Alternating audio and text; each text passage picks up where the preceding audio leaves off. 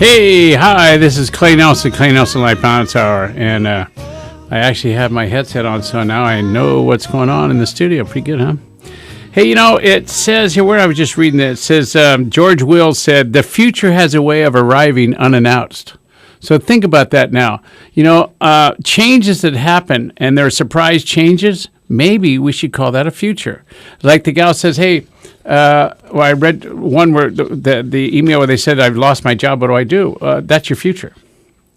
It's not the end, it's the start. So think about that. Anything that changes that's a surprise, it's there because you're supposed to look at it, and the surprise causes you to look at it. That's what it's all about. It's how the world works.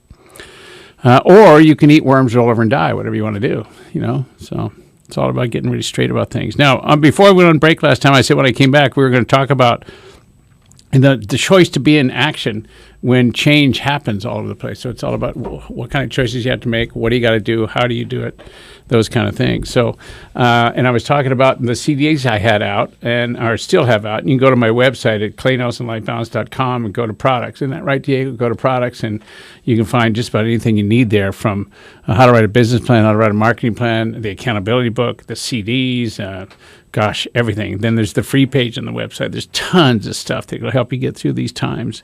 And a lot of it's just for free, so feel free to go get it. Now, we were talking about before the break, who would you have to be? What would you have to choose, to be able to manage unexpected change? Think about that. And one of the things I use is my purpose statement. And my purpose statement speaks this way. It says, who I am is I make a difference with anyone I'm standing next to, any place I'm standing on the planet, including myself. Now, what do you think about that? You take care of yourself and you make a difference with anybody you're standing next to. Can you get that?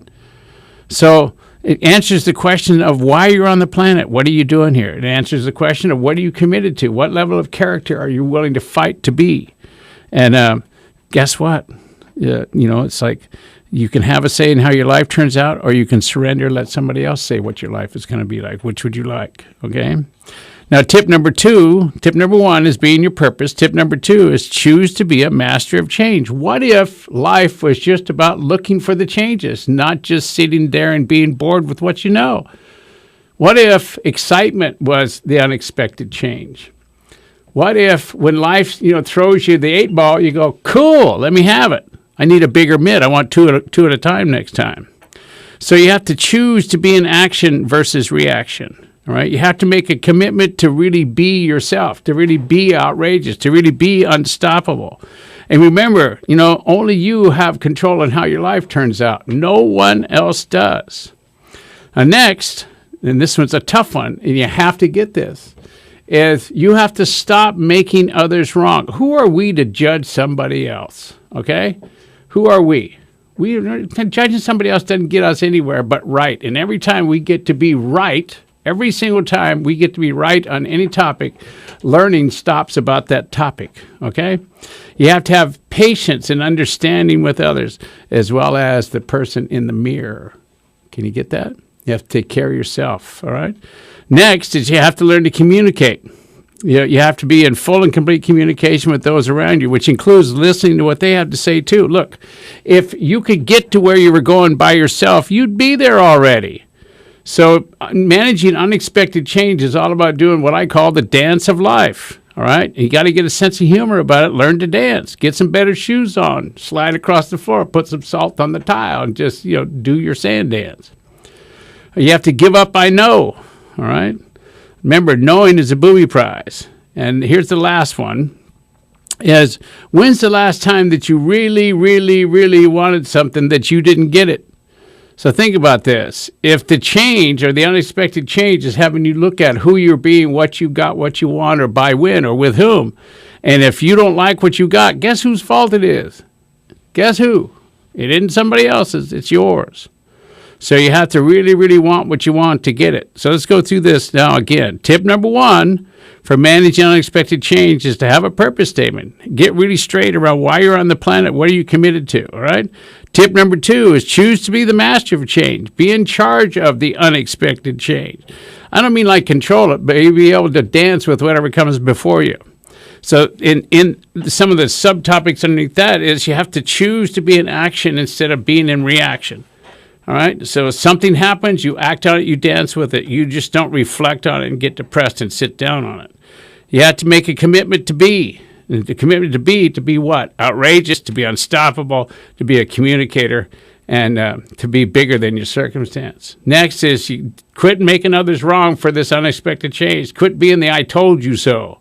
Then you have to learn to communicate fully and be patient and listen to others. You have to give up I know, because that's where learning stops. Anything you're sure you know about, learning stops about it, okay?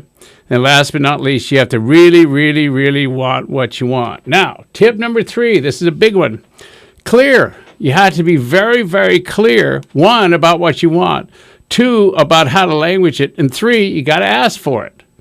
If you could get to where you were going by yourself, you would be there already. So what's next for you is so big, no one can get to what's next, especially when it's forced on you or it's a surprise, i.e., an unexpected change. How you dance with that. So clearing is a tool or a commitment to be where you get rid of your mind chatter so your head can find peace in the storm that's around you, okay? The human mind is designed to keep you safe. Now think about this. If the human mind is designed to keep you safe, where does safe exist? What is safe? Safe is something that you've already done. Now, managing unexpected change means that you're going to go to a place, you're asked to speak to a place, you're asked to be involved in a place that you've never been before. So your mind's going to stop you. Your mind's going to say, don't go there. You're going to lose a body part. It's going to be ugly. You're going to be visible and nobody's going to like you. Everybody's going to judge and evaluate you. Oh, you're going to be the topic of gossip.